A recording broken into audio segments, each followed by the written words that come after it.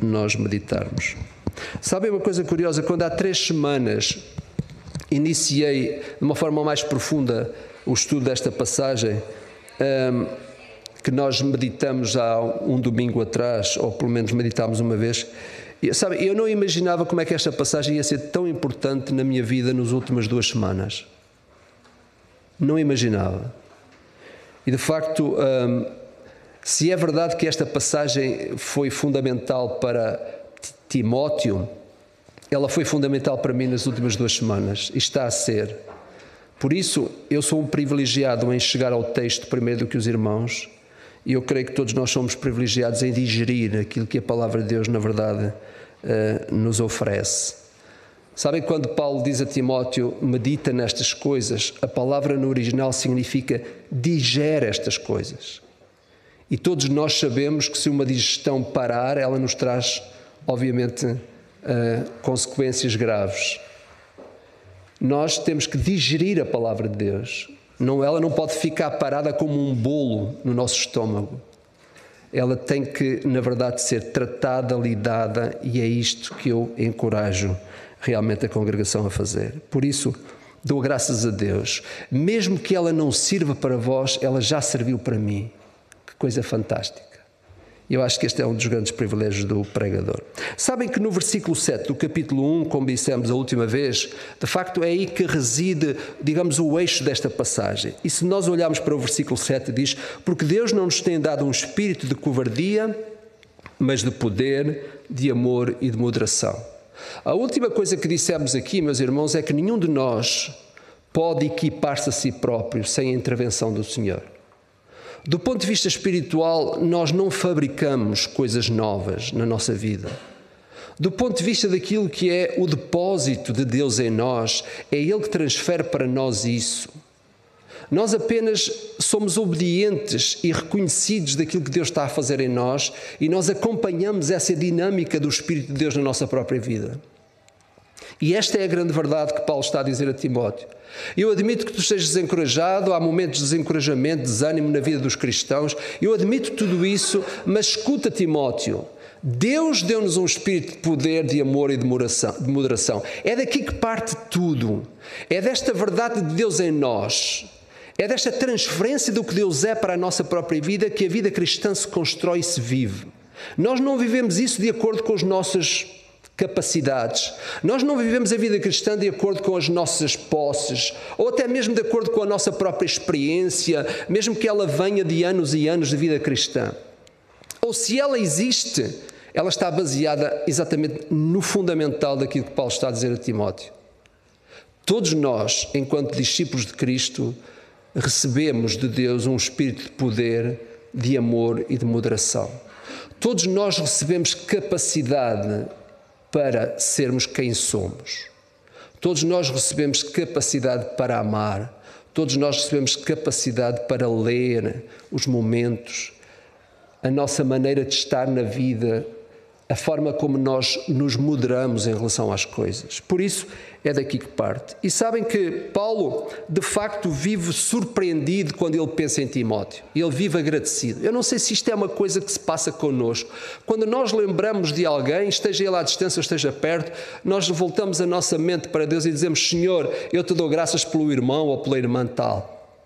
A fé que ele vive é uma fé não fingida, uma fé sem máscara. Não importa as crises pelas quais ele atravessa, não importa o que acontece na sua vida, a sua fé é uma fé não fingida, é uma fé substancial, é uma fé realmente fortalecida por aquilo que é o trabalho de Deus na vida dele.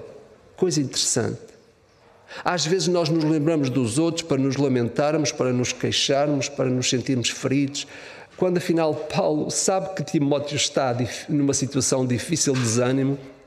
Ele diz: Timóteo, realmente quando me recordo de ti eu dou graças a Deus, porque a tua fé, esteja em que estágio for, ela é uma fé não fingida, é uma fé sem máscara. Que coisa impressionante, não é? Sabem, de facto, esta afirmação na vida de Timóteo devia ser algo que devia ser também encontrado nas nossas próprias vidas, que as pessoas olhassem para nós e dizemos: eu vejo em ti o exercício de uma fé não fingida, uma fé sem máscaras. Deus deu-nos este espírito de moderação, isto é, Deus deu-te a ti e deu-me a mim e a todos os discípulos de Cristo. De facto, não há potencial no cristão que não tenha como base aquilo que Deus nos deu. Tudo se constrói como resultado da obra de Cristo nas nossas vidas. Tudo se constrói com base naquilo que foi a obra de Cristo nas nossas vidas. Ele nos equipou.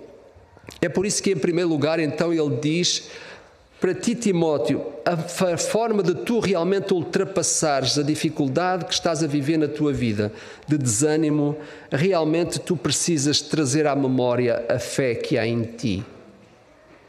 Trazer à memória, falámos muito disto a última vez, o lembra-te nas Escrituras é um dos apelos mais significativos que pode ser feito a pessoas que querem caminhar com Cristo. O lembra-te espevita a memória, causa uma reflexão séria do trabalho que foi feito em nós através da pessoa do Pai, do Filho e do Espírito Santo. Uma das razões por que nós encontramos o Velho Testamento, o Antigo Testamento, carregado de símbolos, de paramentos, de artigos de culto, de formalidades, é exatamente para criar a função do lembra-te. Às vezes nós estranhamos como é que no Velho Testamento há tantas figuras e todas aquelas coisas que compunham. Aliás, até havia o grande perigo de alguém tocar em alguma coisa que tinha sido dedicado ao culto cristão. E nós dizemos, hoje em dia estamos tão vazios disso. Meus irmãos, uma das funções que existia naquela altura era o lembra-te. Aquelas coisas serviam para trazer à memória aquilo que era o significado daquilo, a importância que aquilo tinha para o próprio povo de Israel. Eles são constantemente desafiados a lembrarem-se daquilo que Deus tinha feito. E por causa desse exercício de memória, vinha até eles o fortalecimento de quem eles eram, um povo escolhido por Deus, coisas que não podiam ser facilmente esquecidas. A fé cristã hoje parece viver menos de símbolos que apelam à memória. Hoje o culto cristão está muito ligado aos símbolos que apelam à emoção e menos à memória coletiva. No Antigo Testamento o povo era desafiado a lembrar-se coletivamente da ação de Deus na história deles. Os salmos, por exemplo, são expressões de memória, são evidências da ação de Deus na vida do seu povo, que produziam uma memória coletiva saudável. Os próprios profetas, por exemplo, nas suas mensagens que eles deviam entregar ao povo, eles deviam fazer um apelo ao lembra-te. O lembra-te é um exercício de memória muito importante para as gerações que hoje habitam o nosso planeta, que estão vidrados pela tecnologia, vidrados pela ciência, que mais apelam ao futuro que ao passado de Deus em nós. Curiosamente, estava a observar o conteúdo da primeira tentação que existiu na Terra, quando Satanás tentou Eva. Satanás apelou para o futuro. Ele disse, com certeza não morrereis. Deus sabe que no dia em que comerdes desse fruto, os vossos olhos se abrirão e sereis como Deus, conhecendo o bem e o mal. De facto, Satanás não faz apelos ao lembra-te. Satanás não faz apelos à memória porque ele é mentiroso. E o lembra-te não é mentira, o lembra-te é verdade. Ele quer que nós nos situemos no futuro porque é incerto. De facto, ele é um artista porque ele tenta mudar a verdade em mentira. Ele continua a oferecer às pessoas um falso conhecimento. Eu ouço alguns cristãos a atribuir a muitas descobertas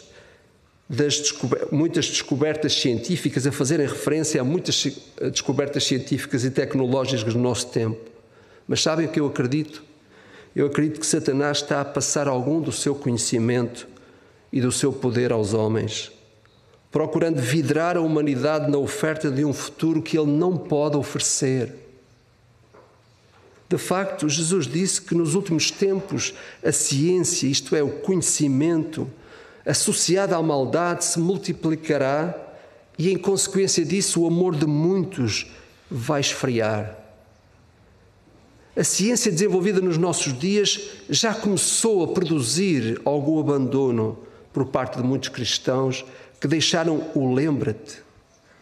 que deixaram para trás a memória do trabalho de Cristo já efetuado nas suas próprias vidas, carimbado e assegurado pela autoridade do único Deus verdadeiro, o Deus de Abraão, de Isaac, de Jacó, o Deus dos profetas, o Deus dos apóstolos, o Deus de cada um de nós.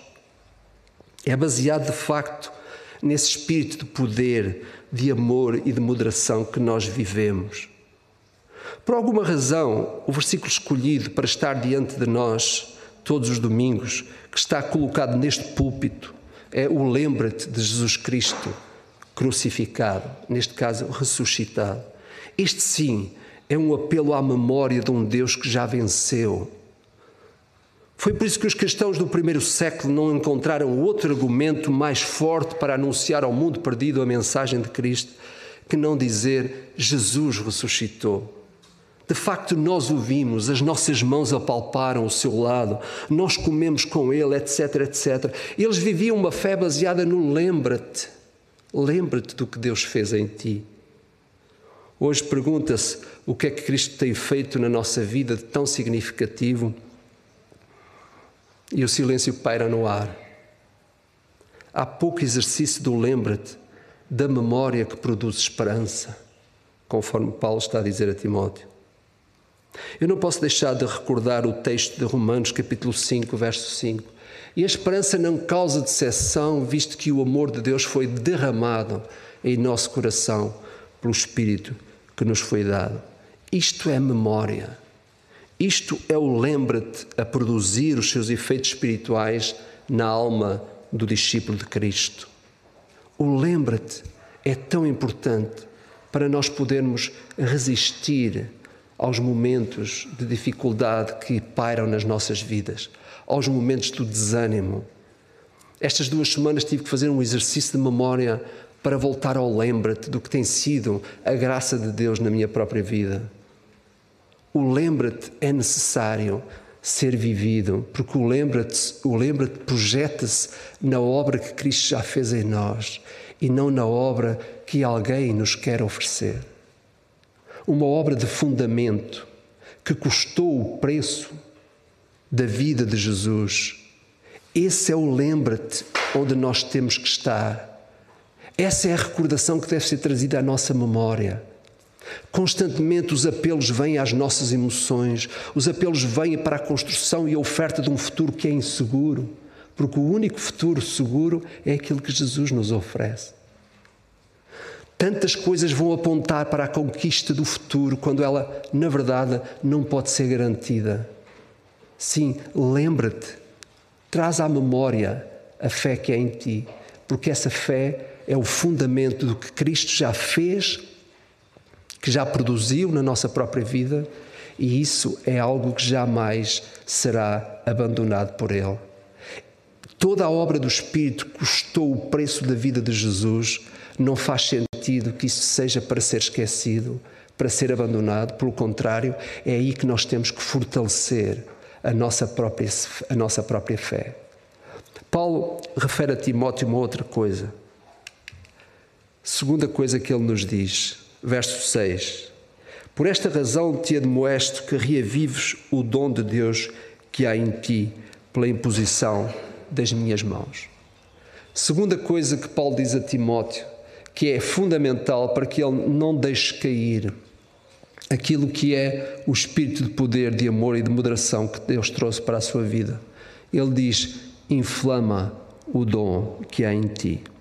Agora Paulo volta a pedir a Timóteo que ele olhe para aquilo que tem sido o trabalho de Deus na sua vida, e essa é a melhor receita para quem está desanimado, para quem está abatido, para quem está desencorajado. Paulo diz a Timóteo, aviva, desperta, inflama o dom que há em ti. A que dom é que Paulo se refere? Perguntamos nós. O espírito de poder, de amor e de moderação já é um dom. E que dom? Por vezes nós achamos que dom é, de facto, alguma coisa visível que os outros veem em nós. Alguma coisa que se exercita. Alguma coisa que nós fazemos como resultado de alguma coisa que possuímos. E isto é verdade. Realmente, nós só podemos exercer o que há, o que temos, o que existe. De facto, o dom é potencialmente exercido ou não. O dom é algo que nos foi dado e nós podemos exercitar, nós podemos desenvolver. Curiosamente, o verbo no original quer dizer inflamar, reacender, agora reparem, tornar combustível. É isso que Paulo está a dizer a Timóteo. Dá combustão ao teu dom. Isto é, algumas versões usam a palavra reavivar. Todo dom tem uma função, tem um propósito, tem um alcance. Todo o dom que Deus dá. Em relação a Ele mesmo, Paulo não tinha dúvida alguma, pois ele dizia no verso 11, do qual fui constituído pregador, apóstolo e mestre. Paulo sabia para que é que lhe servia o dom. Ele conhecia o alcance do seu dom. E ele está a encorajar Timóteo também a tornar o seu dom combustível. Isto é, inflamá-lo. Sabem, há cristãos evangélicos que são especialistas em inflamar o dom. E por vezes nós até ficamos quase indignados da forma como isso é feito. Mas é igualmente mau quando, tendo sido revestidos de dons, nós não lhes chegamos o combustível. Nós não reacendemos a chama. Jesus chama esses servos negligentes. Certa vez os apóstolos chegaram apavorados ao pé do Senhor Jesus e disseram-lhe que havia um homem que expulsava demónios em nome de Jesus e que eles, os apóstolos, proibiram dele fazer isso porque ele não fazia parte do grupo de Jesus. Jesus deu a ordem para que os seus discípulos não o proibissem, porque quem não é contra vós é por vós.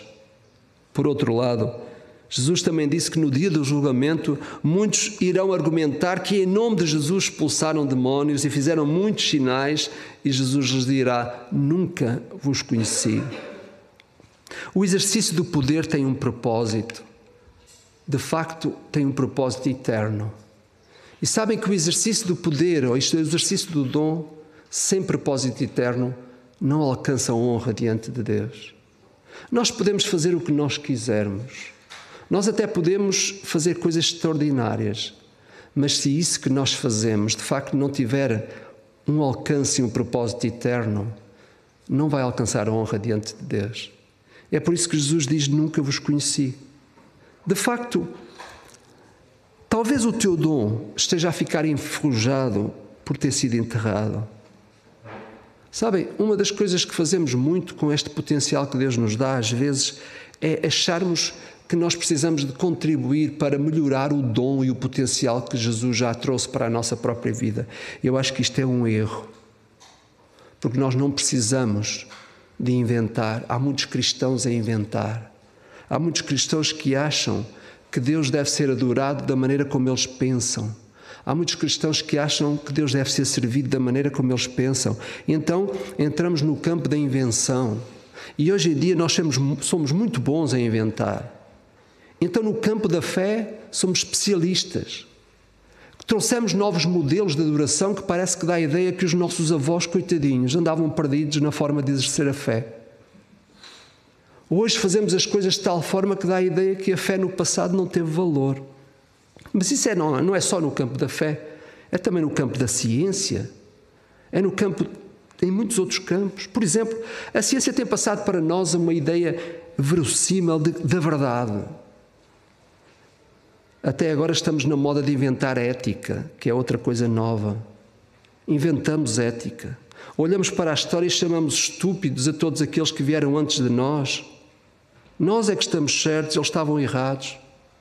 Vivemos dias em que se advoga descobertas incríveis. De repente parece que o expoente da inteligência humana chegou ao rubro. Somos considerados hoje uma sociedade de pessoas inteligentes. E quando eu olho para a minha avó e penso no que ela me dizia, confrontado com as ideias de hoje, eu vou dizer: a minha avó não sabia nada. Mas a verdade é que ela sabia mais do que sabemos hoje. Atingimos o ponto da criatividade, pois descobrimos que uma vez que não conseguimos viver a vida curta em boa paz connosco, nós criamos a ideia que podemos deixar de ser o que sempre fomos para passarmos a ser o que nunca fomos. E chamamos a isto ciência. Reparem, Como a ciência sabe que não pode fazer nada para o contributo da alma, sabe o que é que a ciência está a fazer hoje? Está a dedicar-se a tratar o elemento da emoção, transformando as pessoas naquilo que elas nunca foram. Dom não é procurar ser menina quando se é rapaz, nem procurar ser rapaz quando se é menina. E hoje estão a procurar trazer isto para a nossa vida, procurando mostrar-nos que, afinal de contas, toda aquela gente que viveu no passado não percebiam nada do que hoje é que a ciência sabe. Nós temos que ter percepção para perceber que, enquanto cristãos, estamos a ser bombardeados e esquecer o lembra-te e a esquecer o potencial que tem que ser avivado dentro de nós e a receber todos os dias ideias novas, criativas, que aparecem das formas mais incríveis na nossa vida. E nós vamos atrás dizendo que isso é ciência. Que bonito, ciência. E às vezes a fé fica pisada pelo nosso pé. É preciso perceber o que é que está a acontecer. Paulo está a dizer a Timóteo: dom é ser o que foste, o que és, como alguém criado por Deus com o propósito de ser feliz. Essa volta à felicidade eterna, para sermos seres eternos, só acontece quando nós nos reencontramos com Cristo, com o Salvador. Reparem como é que Paulo define esse dom nesta passagem, no versículo 9. Ele diz assim: que nos salvou e nos chamou com santa vocação, não segundo as nossas obras, mas conforme a sua própria determinação e graça que nos foi dada em Cristo Jesus antes dos tempos eternos. Que coisa! Paulo não está confuso. Ele está a dizer que o seu dom passa pela salvação e por uma chamada efetiva. Tu não vives o que tu sentes, tu vives o que tu és em Cristo. Nós não vivemos o que sentimos, nós vivemos o que nós somos em Cristo. Fomos salvos eternamente e chamados para um propósito eterno. Curiosamente, há aqui uma outra verdade que é pouco falada a respeito do exercício do dom. Sabendo que o dom são capacidades que Deus traz para a nossa vida com um propósito em mente. Há cristãos que acham que são livres de usar os seus dons, ou o seu dom. Só que fazem-se esquecidos de uma verdade muito importante. É que Deus tornou-nos seres comunitários. Isto é, nós vivemos em comunidade. Do ponto de vista da fé, nós fomos trazidos para uma família universal, uma família local. Se nós somos comunidade e fomos equipados, isso quer dizer que o dom com que fomos revestidos foi-nos dado para complemento do potencial dos outros. Isso quer dizer uma coisa muito simples, que quando tu não exercitas o dom que te foi dado, um dia tu darás contas ao Senhor que te deu esse dom, mas entretanto tu vais prejudicando a família cristã com a qual tu deverias contribuir, acrescentar. Então, esta ideia de dom já não é só uma ideia de que as minhas contas eu dou-as a Deus. Não, tu tens que dar contas aos outros que Deus colocou na tua vida, porque a privação do teu dom prejudica o outro que está em comunidade contigo. É a mesma coisa lá em casa. Se só uma pessoa trabalhar e os outros descansarem, alguém vai ficar com as dores. Nós partilhamos os trabalhos e as dificuldades uns com os outros. Na vida cristã, no exercício da própria fé, na família de Deus é a mesma coisa. Tu não és livre de não exercitar o teu dom, porque não só darás contas diante de Deus pela forma como Ele te equipou, como tu deves dar conta aos outros por causa do prejuízo que estás a causar pelo facto de não exerceres o teu dom, porque isso facilita o outro. Facilita o trabalho da Igreja do Senhor, facilita a obra do teu mestre. Por isso, falar de dons e ficar como quase empoleirado a dizer que o dom eu exercer se eu quiser. Não é se tu quiseres. Ele foi-te dado com um propósito eterno e tu és responsável diante de Deus, mas também da comunidade.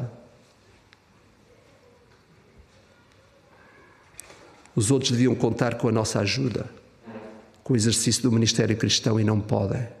Porquê? Porque nós nos sentimos livres em usar o dom Mas a verdade é que o dom foi-nos legado, foi-nos oferecido, é uma oferta do Senhor. Foi Ele que nos deu um espírito de poder, de amor e de moderação. Depois destas palavras, eu acho que ninguém vai estar disposto a convidar-me para a mesa outra vez, mas eu assumo isso. Paulo está a dizer a Timóteo: inflama o teu potencial, torna combustível, aviva, reacende esse potencial que Deus trouxe para a tua própria vida. Deus deu-nos de facto um espírito de poder, de amor e de moderação. E agora Paulo está a dizer: traz à memória o que Jesus já fez na tua vida, inflama isso, dá combustão ao potencial da salvação e da vocação com que Deus te revestiu. Fomos salvos por um propósito e chamados para um propósito. Havia intencionalidade em Deus quando nos deu a salvação em Cristo. Mas há também uma intencionalidade em Deus quando Ele nos potencia para sermos um propósito na vida dos outros. Há 2 desafios com os quais eu quero terminar.